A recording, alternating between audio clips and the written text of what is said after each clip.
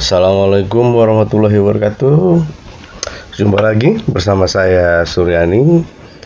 Pada kesempatan kali ini, kuliah online akan membahas tentang mata kuliah operational research, di mana pada sesi ke-8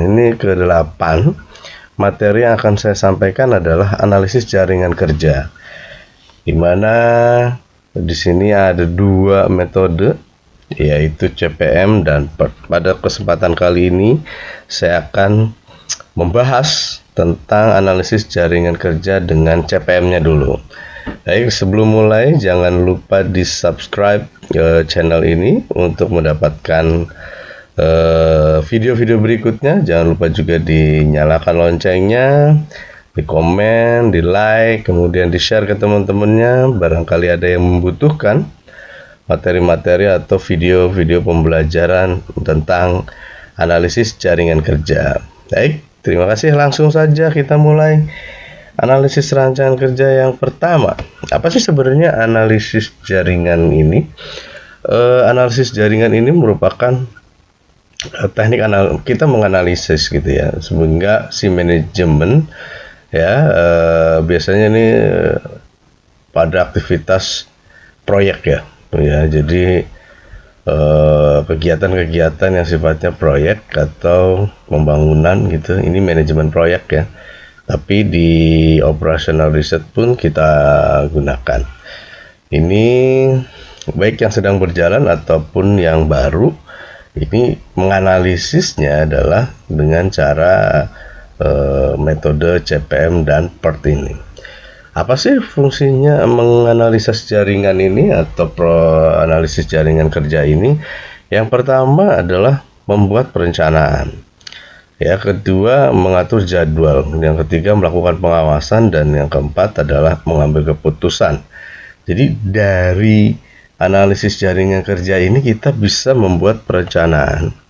Kita rencanakan dulu nih berapa waktu yang kita akan butuhkan untuk sebuah project atau sebuah proyek, kemudian orangnya nanti dikombinasikan dengan penentuan jumlah orangnya, waktunya ya, kemudian biayanya gitu, kemudian kapan kita akan membuat jadwal pelaksanaan atau schedulingnya, Gantt chart ya, bagaimana membuatnya. Kemudian dari Gantt chart, dari perencanaan, dari analisis jaringan ini kita bisa awasi, kita bisa kontrol mana yang kritis, atau kritis ini adalah mana yang waktunya akan melewati atau berapa lama waktu yang kita butuhkan untuk setiap aktivitas atau proyek yang kita ambil. Lalu mengambil keputusan. Nah, keputusan berapa lama, berapa biaya, itu di dasarnya adalah dengan menentukan dulu analisis jaringan kerja ini. Suatu proyek ini pada hakikatnya adalah sejumlah kegiatan yang dirangkaikan satu dengan yang lainnya. Jadi aktivitas-aktivitas atau kegiatan-kegiatan di mana ini adalah satu rangkaian ya. Dalam hal ini teknik analisis jaringan ini dapat mengatur ya dari kegiatan tersebut sehingga efisien. Jadi kalau kita ada proyek nih gitu kan, sebenarnya kita memulai pekerjaan yang mana dulu gitu. Nah, di analisis jaringan inilah kita rangkaian itu kita tahu mana yang harus dikerjakan terlebih dahulu, mana yang belum, mana yang harus nunggu dulu. Jangan sampai kita salah menentukan. Kita sudah tentukan orang-orang, operator-operatornya untuk kegiatan misalkan ngecat gitu kan. Padahal bangunannya sendiri sebelum dibikin apa yang mau dicat gitu, itu kesalahan. Nah, makanya proses ngecat itu ya nanti setelah temboknya berdiri dulu gitu kan. Nah, ini di rangkaian inilah kita bisa tentukan. Ada dua teknik yang analisis jaringan kerja yang paling sering diterapkan, yaitu CPM atau Critical Path Method dan PERT, Project Evaluation and Review Technique. Jadi dua analisis inilah yang digunakan. Jadi kalau teman-teman mau melakukan pekerjaan atau mengerjakan proyek tertentu, kita analisis dulu menggunakan CPM dan PERT ini, sehingga nanti pada saat pelaksanaannya benar-benar terarah gitu loh. Kita sudah tahu ini berapa lama waktunya, mana dulu yang harus dikerjakan. Ini adalah fungsinya analisis jaring kerja. Apa sih perbedaan dari kedua jenis teknik ini yang banyak diterapkan ini? Yang mana waktu ya biasanya. Waktu yang paling membedakan. Yang pertama, CPM itu waktunya itu pasti, deterministik. Sedangkan PERT itu probabilistik, ada kemungkinan. Jadi belum pasti ya, menaksir waktu dengan menggunakan teori kemungkinan. Itu perbedaannya. Prosesnya sama-sama, cuma hanya saja kita menentukan sama-sama menentukan waktu, hanya saja waktunya ini kalau CPM itu sudah pasti, sudah ada. Kemudian PERT itu menggunakan teori-teori kemungkinan atau probabilistik.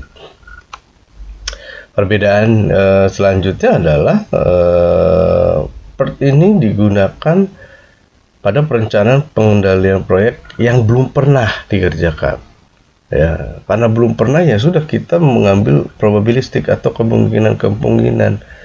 Ya, estimasi-estimasi, perkiraan-perkiraan berapa lama waktunya, berapa cepat selesai, berapa paling lamanya, waktu paling cepat, waktu paling lamanya. Itu. Sedangkan CPM ini digunakan untuk scheduling atau penjadwalkan dan pengendalian aktivitas yang udah pernah dikerjakan. Sehingga data, waktu, biayanya itu ada. Gitu. Misalkan saya mau bikin rumah sakit, pernah ada nih bikin rumah sakit di sono dengan biaya berapa, waktunya berapa, ada semua datanya. Tapi kalau misalkan PERT ini digunakan yang belum pernah, bingung, aduh saya mau bikin misalkan rumah sakit hewan, misalkan ada nggak ya rumah sakit hewan, belum pernah gitu. Karena kita apa saja kebutuhannya kan kita nggak tahu, makanya kita bikin kemungkinan atau probabilistik. Pada PERT ini kita gunakan 3 jenis waktu pengerjaan, yang tercepat, terlama, dan terlayak. Sedangkan pada CPM atau Critical Path Method ini hanya memiliki satu jenis informasi waktu pengerjaan, yaitu waktu yang paling tepat dan layak untuk menyelesaikan suatu proyek gitu. Ya, pada PERT itu yang ditekankan tepat waktu. Sebab dengan menyingkat waktu maka biaya proyeknya akan semakin kecil ya. Sedangkan pada CPM itu menekankan pada tepat biaya, ingatnya ya. Kalau PERT itu penekanannya pada tepat waktu, karena belum pernah gitu kan waktunya, jadi belum ketahuan gitu. Sehingga kita gimana caranya nih menghitung supaya waktunya pas gitu. Karena kalau udah pas ya pasti biayanya juga pasti akan ngecil juga. Karena perkiraan ya, kalau perkiraannya meleset ya biayanya akan meleset juga, akan membengkak juga. Kalau CPM itu ya waktunya itu sudah pasti, sudah ada gambaran gitu.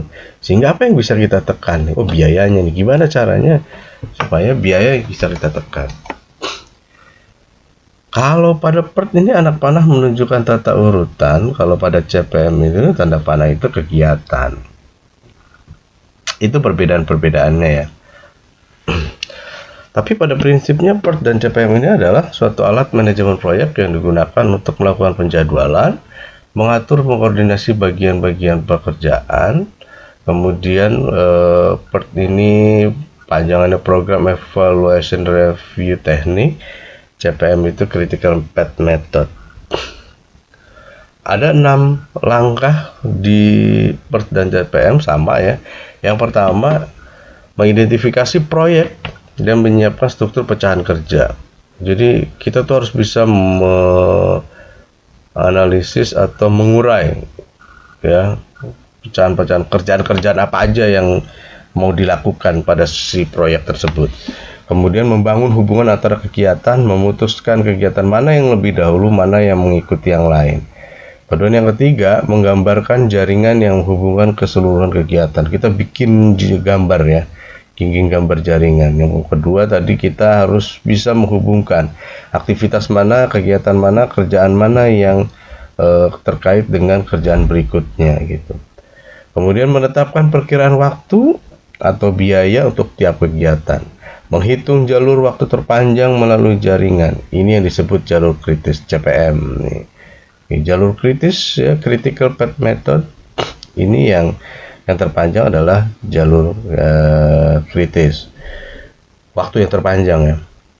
Kemudian yang keenam itu menggunakan jaringan untuk membantu perencanaan, penjadwalan, dan pengendalian proyek. Proses-prosesnya ya, kita mulai yang critical path method, di mana hari ini kita akan bahas secara detail. Nanti video berikutnya atau minggu depan atau pada pertemuan berikutnya kita akan bahas tentang yang partnya. CPM ini sendiri itu teknik analisis jaringan atau networking dengan menggunakan jalur kritis ya. Fungsinya adalah memperkirakan waktu dengan pasti, deterministik. Tujuannya mengidentifikasi garis jalur kritis sebagai garis jalur yang berisi kejadian-kejadian yang tidak memiliki kesenjangan, sehingga nanti akan diperoleh nih waktu mulai dan selesai paling cepat, waktu mulai dan selesai paling lambat, kemudian waktu penundaan, ada juga total waktu aktivitas yang dapat diselesaikan. Total waktunya nanti ketahuan berapa nih untuk mengerjakan sebuah proyek ini. Kemudian merupakan teknik jaringan yang banyak digunakan nih. CPM ini paling sering, makanya saya duluan nih untuk saya jelaskan karena memang ini paling sering digunakan. Yang pertama langkahnya adalah kita pengetahuan dulu nih, kita namanya network komponen atau komponen jaringan. Pertama CPM itu biasanya menunjukkan saling kehubungnya antar satu kegiatan dengan kegiatan lainnya.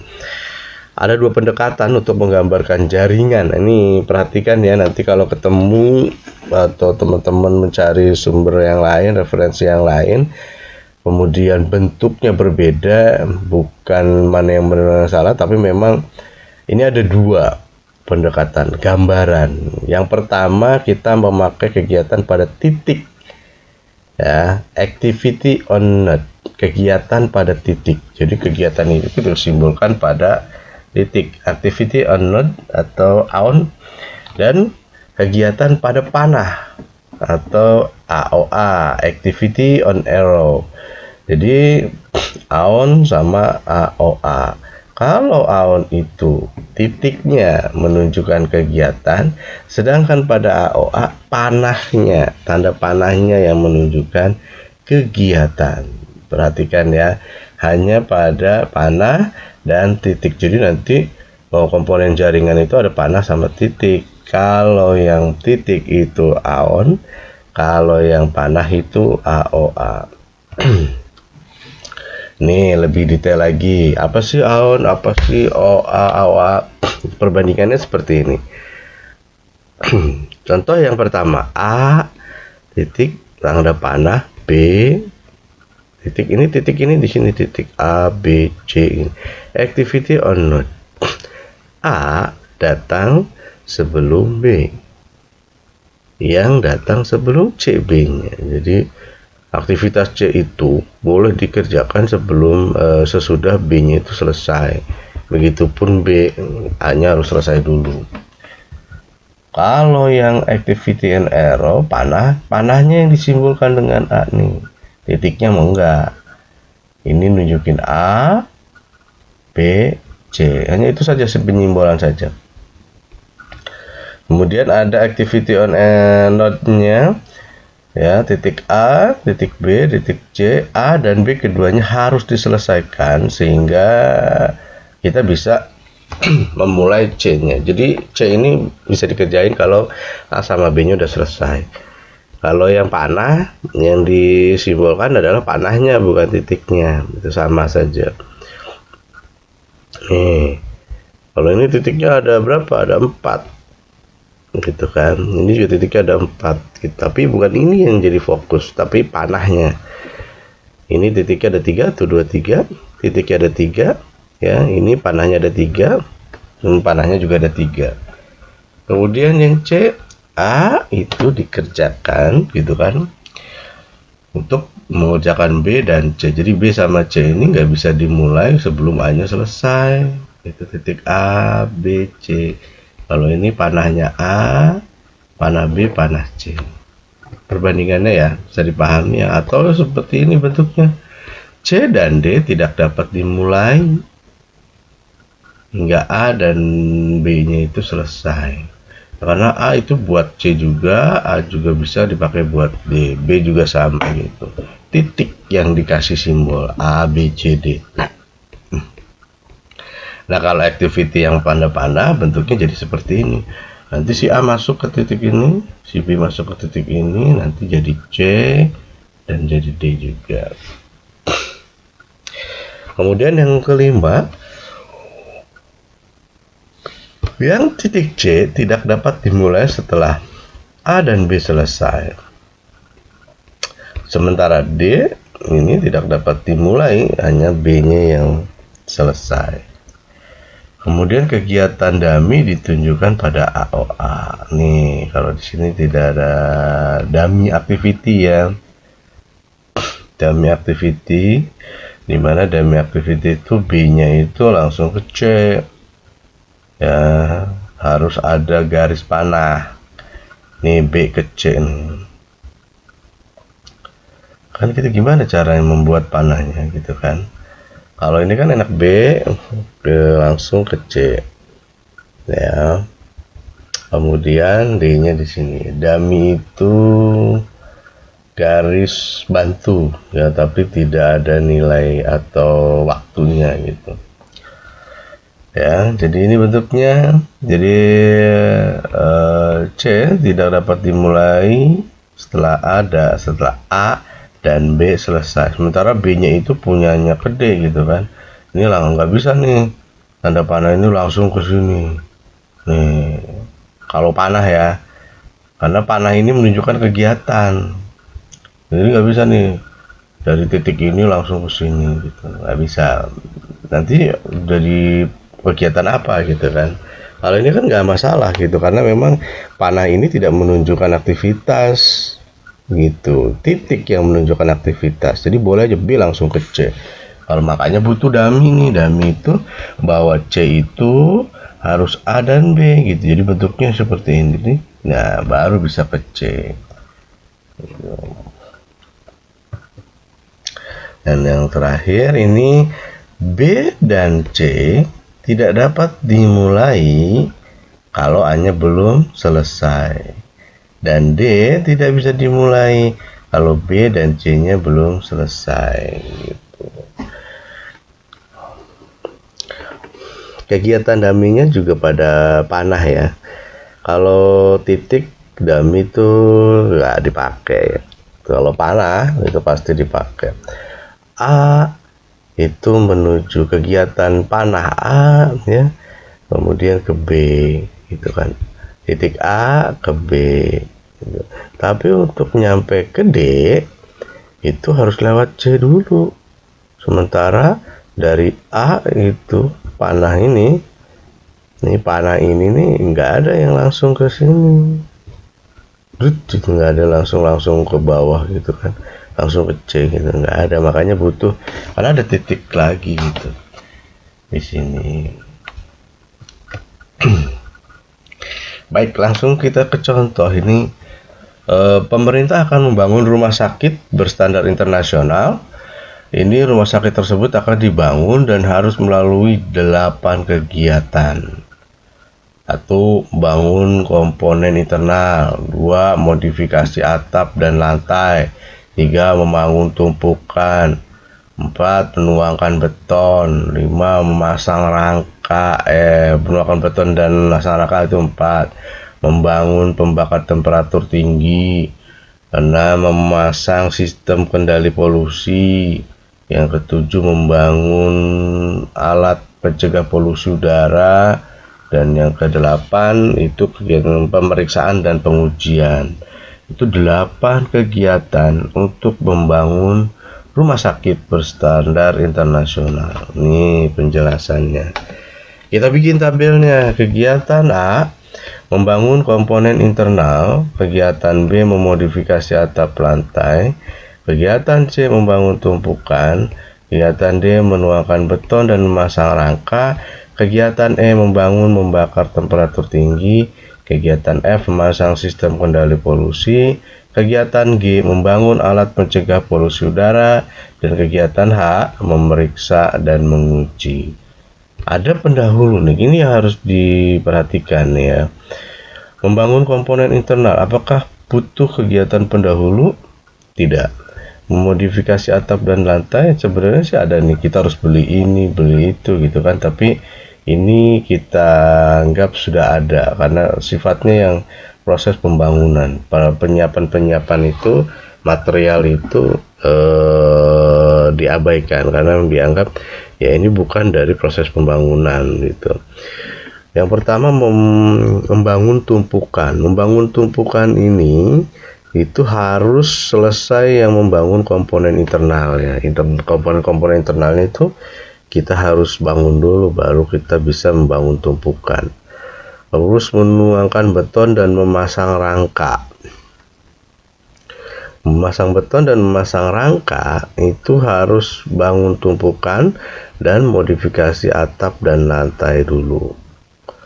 Kemudian membangun pembakar temperatur tinggi itu harus membangun tumpukan dulu, baru bisa kita kerjakan. Memasang sistem kendali polusi ini harus dilakukan dulu, membangun tumpukan. Membangun alat pencegahan polusi udara itu D dan E, menuangkan beton, membangun pembakar temperatur tinggi. Dan yang terakhir, pemeriksaan dan pengujian, memasang sistem kendali polusi dan membangun alat pencegahan polusi udara juga harus selesai. Ini yang harus dilakukan ya, proses-proses yang dilakukan ketika melakukan pembangunan. Jadi kegiatan-kegiatan sesuai fasilitas-fasilitasnya ya, yang harus dilakukan. Ini yang buat siapa gitu kan? Ini biasanya yang menyusun kegiatan ini, mana yang harus dilakukan, mana yang harus ini adalah engineer atau insinyur.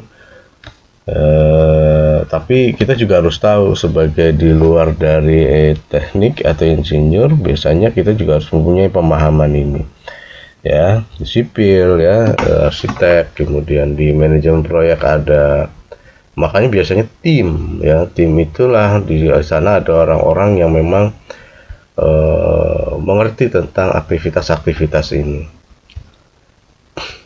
Kita menggunakan, kita contohnya AON ya, menggunakan titik ya.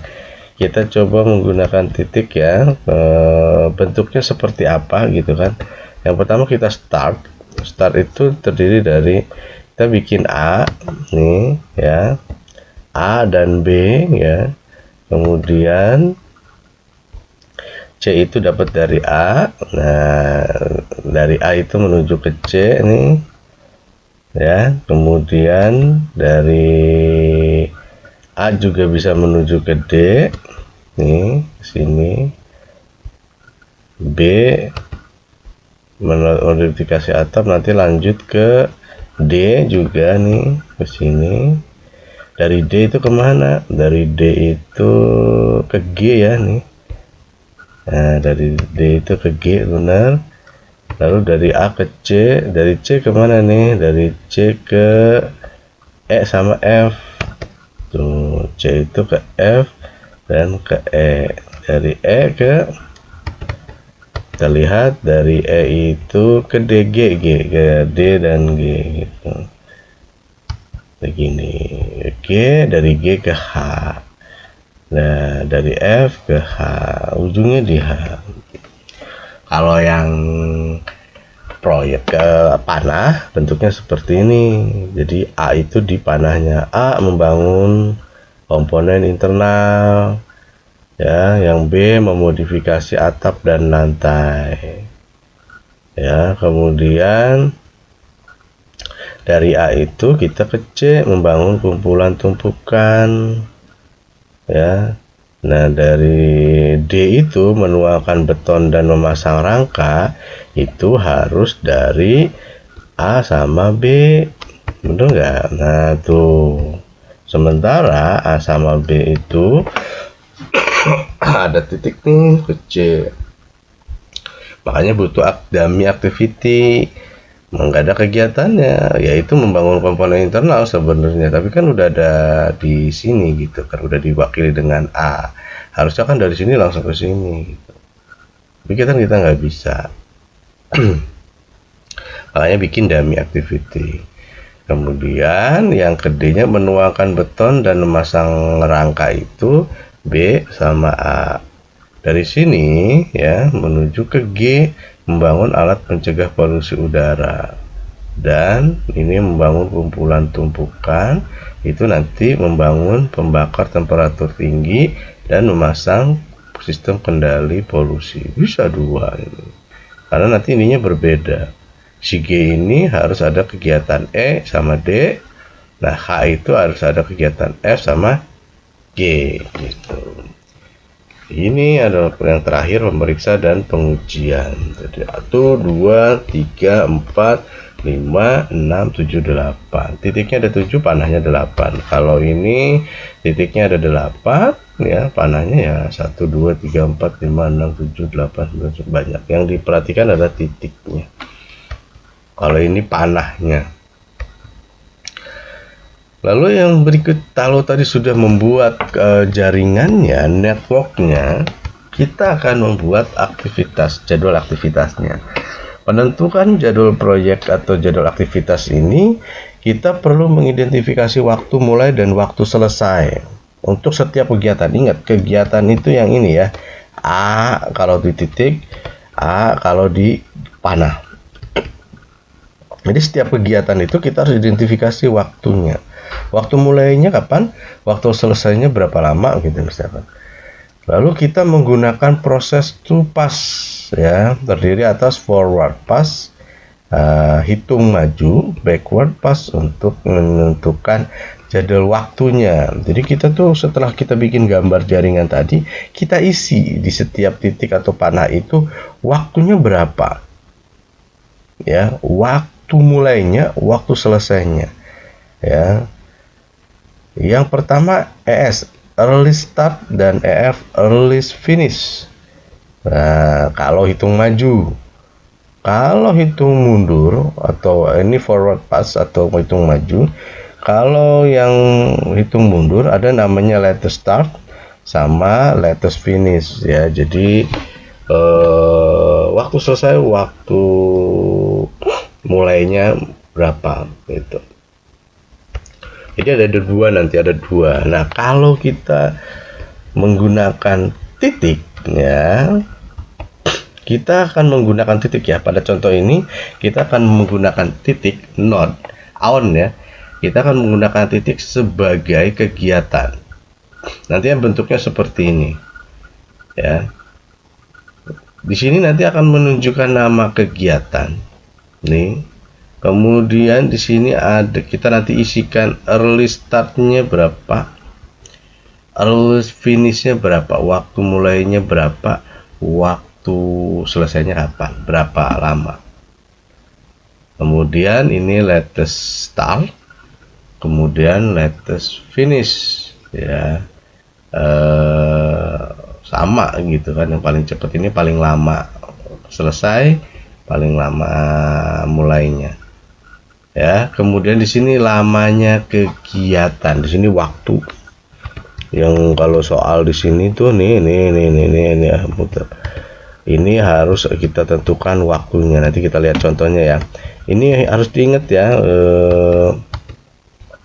bentuknya ya. Ini kegiatan ES, EF, LS, LF, kemudian ada nama kegiatan. Biasanya sih proses pengerjaannya yang ES dulu, yang E dulu nih, ES sama EF dulu, maju, perhitungan maju dulu gitu, ininya kosong. Nanti setelah ini selesai, isi semua yang atas, baru hitung mundur. Nah, namanya backward pass ya. Jadi nanti LS LF-nya baru ke berikutnya. Yang penting ininya kegiatannya, ini lama kegiatannya. Forward pass nih. Nah, forward pass itu yang maju ya. Hitung maju merupakan identifikasi waktu-waktu terdahulu. Aturannya gini. Sebelum suatu kegiatan dimulai, kegiatan pendahulunya harus selesai, ya kan? Nggak mungkin kita ngerjain sesuatu kalau misalkan kegiatan yang mendahulunya belum selesai. Pakai apa? Belum selesai komponennya. Gitu. Kemudian, jika suatu kegiatan hanya mempunyai satu pendahulu, maka ES-nya sama dengan EF. Startnya sama dengan finish pendahulunya. Jadi yang jadi EF pendahulu itu menjadi ES di kegiatan berikutnya. Tapi kalau kegiatan itu mempunyai satu pendahulu langsung, atau misalkan ini dua pendahulu ya. Maaf, ini harusnya dua pendahulu. Mana? Mempunyai dua pendahulu.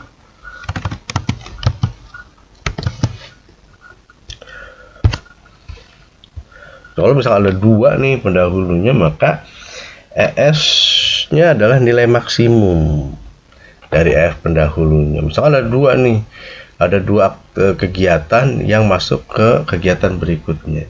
Mana yang akan menjadikan startnya ES-nya? Maka kita cari yang paling besar, ya EF jadi pendahulunya. Kita masukkan jadi ES ke kegiatan berikutnya. Kemudian waktu selesai terdahulu dari suatu kegiatan adalah jumlah dari waktu mulai yang terdahulunya, ya ES-nya dengan waktu kegiatannya. Jadi EF itu sama dengan ES ditambah lamanya kegiatan, waktu kegiatan di setiap titiknya. Mungkin masih belum paham ya, masih meraba-raba. Coba dipahami dulu ini aturan-aturannya. Jadi nanti langsung ke implementasi mungkin bisa lebih detail, lebih jelas lagi. Kalau backward atau menghitung mundur itu, kalau sudah selesai si hitung majunya ES sama EF-nya gitu, kebalikannya gitu ya. Ini aturannya satu, kalau kegiatan itu pendahulu langsung bagiannya kegiatan satu kegiatan. Jika satu kegiatan adalah pendahulu langsungnya bagi hanya satu kegiatan, LF-nya sama dengan LS-nya dari kegiatan yang secara langsung mengikutinya. Kemudian jika suatu kegiatan adalah pendahulu langsung bagi lebih dari satu kegiatan, maka LF, nah kalau tadi S itu yang maksimum, kalau LF ini kita ambil yang minimumnya, maka LF adalah minimum dari seluruh nilai LS dari kegiatan-kegiatan yang secara langsung mengikutinya. LF sama dengan yang minimum dari LS dari seluruh kegiatan yang mengikutinya. Jadi kalau tadi itu kan ada dua gitu ya, mana yang jadikan ES? EF-nya ada dua nih, dua kegiatan masuk ke kegiatan berikutnya, maka mana yang akan diambil? Maka yang kalau ES itu berarti yang paling maksimal EF-nya. Tapi kalau yang menghitung mundur berarti yang minimal, kebalikannya. Waktu mulai terakhir dari suatu kegiatan adalah perbedaan antara waktu selesai terakhir ya dan waktu kegiatannya. Ya, perbedaannya yang dikurangi. Jadi kita mulainya setelah ES-nya atau EF-nya selesai dulu. Berarti yang terakhir nanti waktu paling akhir kita mulai kita kurangi dengan waktu kegiatan. Langsung aja ke contoh nih. Hitunglah waktu mulai dan selesai terdahulu untuk proyek rumah sakit berstandar internasional yang dibangun pemerintah. Dan berikut menunjukkan jaringan proyek lengkap untuk proyek rumah sakit tersebut bersama dengan nilai ES dan EF untuk semua kegiatan. Jadi sini ada waktunya karena namanya CPM ya sudah pernah ada gitu, tidak perlu memperkirakan atau memprediksi seperti di PERT itu. Nih, kegiatan A waktunya 2 minggu, kegiatan B 3 minggu, kegiatan C 2 minggu, kegiatan D 4 minggu, kegiatan E 4 minggu, kegiatan F 3 minggu, kegiatan G 5 minggu, kegiatan H 2 minggu. Totalnya kalau semua ini dikerjakan masing-masing ya, ini totalnya jadi 25 minggu gitu. Tapi kan ini nggak dilakukan seperti itu. Kita harus melalui namanya analisis jaringan dulu. Mana yang harus dikerjakan terlebih dahulu, berapa lama waktunya gitu. Oke, ini contohnya ya. Kemudian ini adalah prosesnya. Kita pakai on titik ya tadi. Ini ES, ini EF. Kita hitung maju dulu. Ya, start pertama itu kita tidak mempunyai waktu. Ya kan, aktivitasnya nih. Lalu kegiatan A ya, kegiatan A kita mulai nih. Start ya, F jadi start itu kan 0, belum ada aktivitas, maka kita tulis di sini ES-nya 0. Berapa EF atau finish waktu, estimasi waktu selesainya kegiatan A, kita tambahkan dengan lamanya kegiatan. Waktu mulainya ES-nya ditambahkan dengan lamanya kegiatan 2, yaitu hasilnya EF. Ini 2. Begitupun kegiatan yang B. Kegiatan yang B, ini jaringan ini sama yang awal ya. Kegiatan yang B, waktu mulainya itu 0, ya, ES-nya 0, lamanya kegiatan 3, maka EF-nya tinggal ditambahin 0 ditambah 3 sama dengan 3. Bisa ya, bisa dipahami ya. Lalu di sini ada kegiatan C. Kegiatan C itu yaitu waktunya 2 minggu juga. ES-nya berapa? Untuk kegiatan C, ES kegiatan C itu kita ambil dari EF kegiatan A. Kegiatan A-nya EF-nya ada 2, ini menjadi ES di kegiatan C. Oke, kita tulis di sini 2 sama dengan ini, ES-nya EF di A menjadi ES di C. Berapa EF di C-nya? Berarti 2 sama seperti tadi ditambah lamanya kegiatan. 2 tambah 2 sama dengan 4. EF-nya sama dengan 4. Itu titik C. Sekarang ke titik D. Ke titik D ini ya, berapa ES-nya? ES-nya adalah EF kegiatan terdahulunya, yaitu 3 EF-nya. 3 kita masukin jadi ES di D, kemudian berapa EF kegiatan di D? Kita tambahkan dengan lamanya kegiatan di D. 3 ditambah 4 sama dengan 7. Nah, dari D kita ke titik E. Titik E itu ada lamanya kegiatan ada 4. Berapa ES-nya? ES-nya kita ambil kegiatan dahulunya, EF-nya yaitu 4. Ini masuk ke sini 4. Berapa waktu finish EF dari si kegiatan E? Berarti 4 ditambah lamanya kegiatan. Ini sama dengan 8. Bisa dipahami ya. Kemudian kegiatan yang F dengan waktu kegiatan lama kegiatan adalah 3. Kita tentukan ES sama EF-nya. ES-nya itu dari mana? 4. 4 itu dari EF waktu pendahulunya, kegiatan terdahulunya. 4 kita masukin ke sini. EF-nya berapa? Kita tinggal tambahkan saja dengan lamanya kegiatan. 4 ditambah 3 sama dengan 7. Itu yang F. Ya. Kemudian titik G. Titik G ya, itu ada 2 asalnya ya, ada 2 kegiatan terdahulu ya. Yang menjadi ES yang mana nih? Ada 2 EFE dan EFD yang berbeda. Yang E itu 8, yang D itu 7. Kalau kejadiannya seperti ini, maka kita ambil yang maksimal, yang paling besar. di antara E dan D, EF-nya yang paling besar yang mana? Yaitu 8. Punyanya E. Kita masukin ke sini 8 menjadi ES waktu mulai dari si kegiatan G. Kegiatan G sendiri sebanyak 5 minggu. Nah, berapa waktu selesai kegiatan G? 8 ditambah 5 yaitu 13. Minggu ke-13 harus selesai kegiatan G. Itu ya cara membacanya. Mulainya kapan? Minggu ke-8. Kenapa nggak ambil ke minggu ke-7? Kan ini belum selesai. Ya kan? Belum selesai kegiatan E. Bahaya kalau misalkan kita paksakan 7, maka secara logika kegiatan E itu minggu ke-8 baru selesai. Gitu.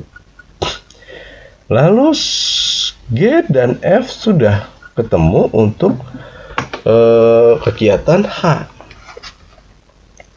Kegiatan H itu waktu penyelesaiannya 2 minggu. Lalu kita akan lihat, gitu kan, kapan dimulainya kegiatan H. Kegiatan H dimulai ketika kegiatan F dan G-nya selesai. Kapan F sama G-nya selesai? Kegiatan F sama G selesai. F itu di minggu ke-7 sudah selesai. Tapi G di minggu ke-13 baru selesai. Maka mana yang akan dijadikan ES? Tadi ketika ada dua EF yang masuk di kegiatan berikutnya, maka kita ambil yang paling besar. Di minggu ke-13 kita masukin di sini. Tadi itu logikanya. Ya. Karena kegiatan ini tuh bisa dilakukan kalau ini udah selesai gitu. Nggak mungkin kita di minggu ke-7, kita bikin aja di minggu ke-7 kan udah selesai. Tapi kan yang G-nya belum selesai. Nah, itu. Selesailah. 13 kemudian ditambah 2 hasilnya 15. Jika melihat hitung maju, maka waktu penyelesaian untuk proyek ini adalah sebesar 15 minggu. Ya. 15 minggu ini adalah waktu kegiatan yang dilakukan untuk menyelesaikan proyek ini. Kalau tadi terpisah-pisah nih, waktunya adalah 25 minggu. Tapi ketika kita bikin analisis jaringan, ketika kita menghitung waktu maju, ini 15 minggu juga. 15 minggu. Tapi kita lihat nanti, menghitung yang bawah nih kan masih kosong nih. Ini namanya hitung mundur nih, LS sama LF. LS, LF, LS, LF. Tapi kita harus hitung dulu ES-nya, baru kita bisa hitung LS, LF-nya. Nih, bisa ya, ini bisa dihitung ya. Untuk ES sama EF-nya, sekarang kita ngitung LS sama LF-nya. Karena LS hitung mundur, maka kita mulainya dari terakhirnya. Latest finish. Waktu terlama selesai. Di sini 15. Waktu selesainya kita turunkan menjadi LF. Ya. LF-nya 15. Kemudian LS-nya berapa? Gitu. Nih, 15 dikurangi waktu kegiatan, namanya juga waktu mundur selisihnya. Maka 15 kurangi 2 sama dengan 13. Gitu ya. Kemudian waktu sebelumnya gimana? Bergerak ke bawah nih, ke F dulu deh, ke G dulu. Ke G kita masukkan di sini LF dari LS yang kegiatan pendahulunya. 13 kita masukin di sini menjadi LF. Berapa LS-nya? 13 dikurangi 5, hasilnya 8. Bagaimana dengan F-nya? Kita masukin di sini 13, ya. 13 dikurangi 3, hasilnya 10. Gitu. Ini ya, waktunya 10. Kemudian yang E itu dapat dari sini, berarti LS-nya 8 menjadi LF di E itu 8. Ya. Kemudian kita kurangi 4, LS-nya jadi 4. Udah gitu doang tuh mundur. Itu pun ke sini, ke D. Ke D 8 mundur ya, taruh di sini dikurangi 4 sama dengan 4 di LS. Mudah ya. Nah, yang menjadi perhatian adalah di titik C. Karena ada dua kegiatan setelahnya, yaitu E dan F. Di F itu 10, di E itu 4. Maka yang diambil yang mana? Yang minimumnya, yaitu 4. Kalau tadi maju yang maksimumnya, kalau mundur yang minimumnya. Nah, kita masukkan 4, bukan 10 ya, tapi 4. 4 kurangi 2, LS-nya jadi 2. Oke. Nah, terus yang D itu sama juga. Yang D itu dapat dari G 8 dikurangi 4, ini jadi 4. Lalu si D ini menjadi pendahulu atau menjadi kegiatan untuk mundur ke A. A ini ada dua kegiatan yang terdahulunya, C dan D. C-nya waktu LS-nya 2 dan D LS-nya 4. Mana yang diambil? Yang minimum. Kita taruh di sini 2. 2 dikurangi 2, 0. Ya, kemudian untuk ke B, ini LS-nya jadi 4 kurangi 3, 1. Gitu. Selesai untuk waktu mundurnya. Ya, sudah selesai 0, 0 gitu. Oke. 0 dari mana ya? Ini kan 0 ini. Diambil yang paling kecil 0, waktu mulainya 0 kegiatan 0. Waktu maju, waktu mundurnya juga selesai. ES-nya ketahuan, EF-nya ketahuan, LS-nya ketahuan, LF-nya ketahuan. Sudah semua selesai analisis jaringan. Nah, hasil perhitungan ES, EF, LS kita masukin ke sini. Kegiatan A, waktu 2, 3, 2 ini dari soalnya nih yang di sini.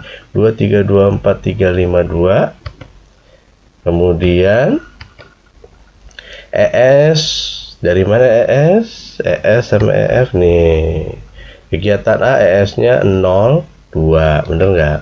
Tuh 0, 2. EF-nya nih 0, 2 juga. Kegiatan B, mana kegiatan B nih? ES-nya 0, EF-nya 3, LS-nya 1, LF-nya 4. Bener nggak? Nih 0, 3, 1, 4 dan seterusnya.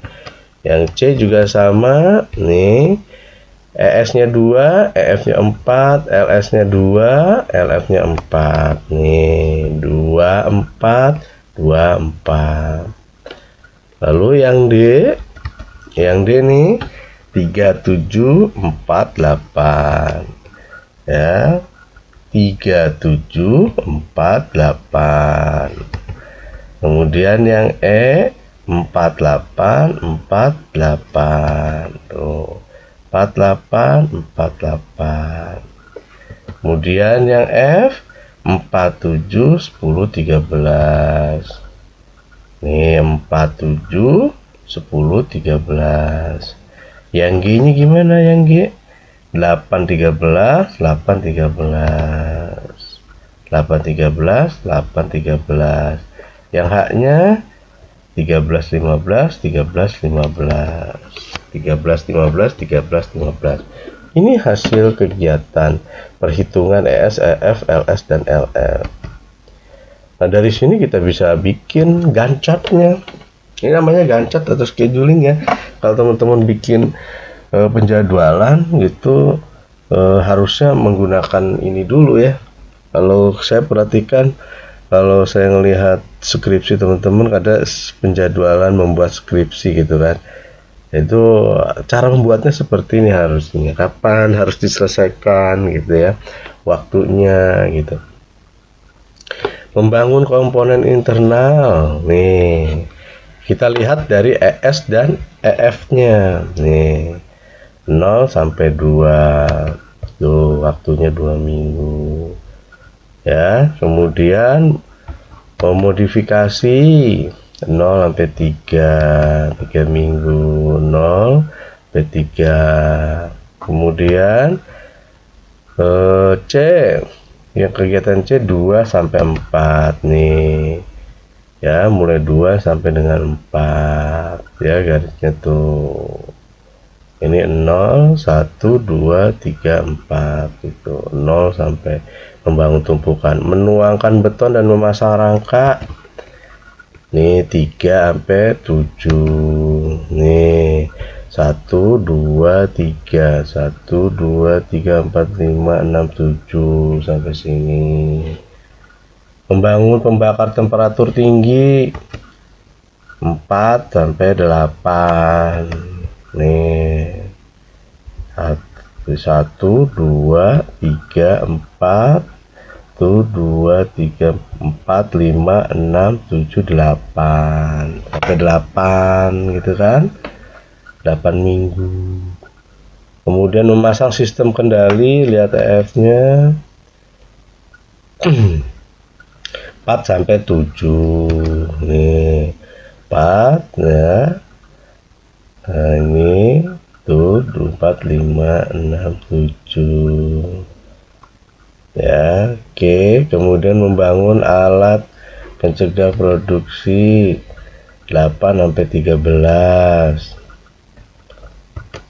ini, 8 9 10 11 12 13 4 9 ini garis ininya nih ya, itu. Kemudian yang terakhir pemeriksaan dan pengujian berapa minggu, itu 13 sampai 15 2 minggu ya, 2 minggu 1 2, atau kalau ngegaris 13 14 15. Kalau minggu ini ya kotaknya ya, kolomnya, tapi kalau misalkan ngikutin ininya ikutin garisnya. Nah, begitupun yang LS sama LM, tapi dari bawah dulu deh, atau nggak apa-apa dari atas juga karena memang datanya udah ketahuan. 02 gitu kan. Kemudian modifikasi atap 1 sampai 4 tuh. Ini tuh 2 3 4. Kemudian ini LS nih ya, 1 sampai 4. Nah, 1 2 3 3 minggu. Satunya ini ini 0 nih, garis nih 0, ini garis 1 2 3 4 garisnya. Membangun tumpukan 2 sampai 4 0 1 2 3 4 garis ya. Kalau kolomnya berarti 2 minggu 1 2. Menuangkan beton dan memasang rangka berapa ini, 4 sampai 8, LS-nya 4, LS-nya 8. Lihat nih, tuh 2 3 4 8, 0 1 2 3 4 nih garis nih, berarti 4 5 6 garis 6 garis ke-7 garis 8, 4 minggu, dan seterusnya sampai dengan terakhir nih, semuanya sama 15 minggu gitu. Oke, itu apakah sudah selesai? Belum. Kita mau cari dulu hambatan aktivitas sama jalur kritisnya. Yang mana nih jalur kritisnya? Kan CPM itu critical path method, jadi kita harus mencari jalur kritis atau slack activity sama critical path-nya. Jadi nanti dari aktivitas-aktivitas atau jalur-jalur itu nanti ada 2 kategori, ada yang slack activity sama critical path. Waktu slack ini adalah waktu bebas yang dimiliki oleh setiap kegiatan untuk bisa diundur tanpa menyebabkan keterlambatan proyek. Jadi ada aktivitas-aktivitas yang slack ya, slack time ini yang bisa diundur tapi nggak mempengaruhi keterlambatan proyek. Tapi kalau yang kritis ya, kalau yang kritis ini kegiatan yang tidak mempunyai waktu tenggang, slacknya 0, waktu slacknya itu 0, artinya kegiatan ini nggak boleh ditunda ya. Kalau yang waktu seleknya itu nggak sama dengan 0 atau ada 1, 2 ada hasilnya, maka itu boleh ditunda jalur itu, kegiatan itu. Tapi kalau jalur kritis itu seleknya 0 dan itu kegiatan yang nggak boleh ditunda.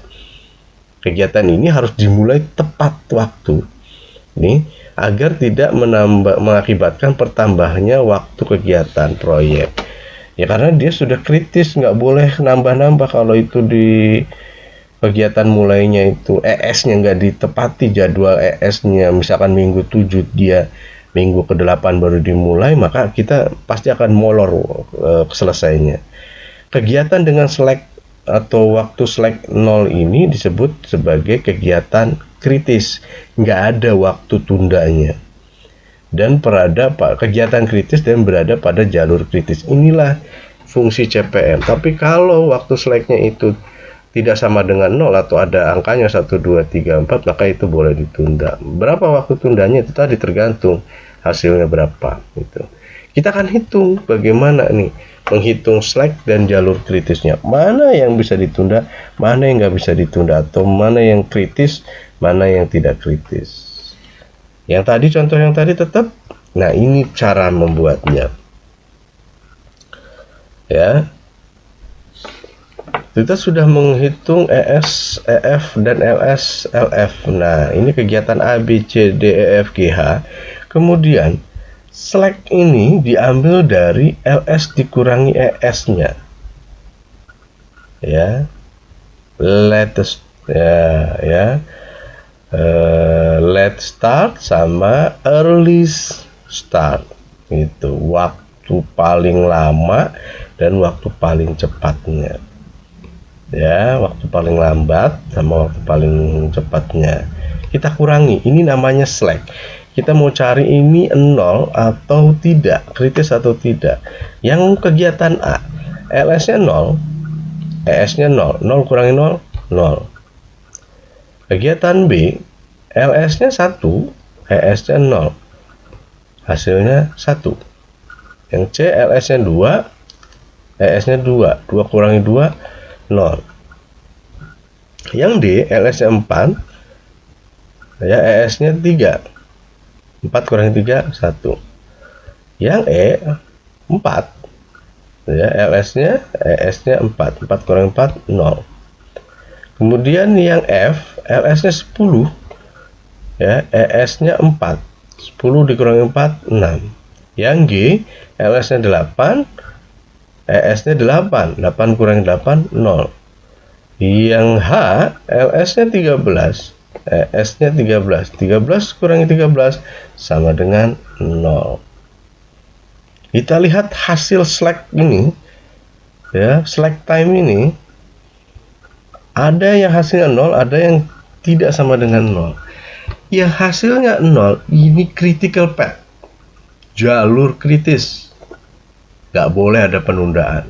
Kalau ES-nya 0, LS-nya 0, ya harus mulai. Ya, di minggu beberapa. Kemudian yang kegiatan B ada 1.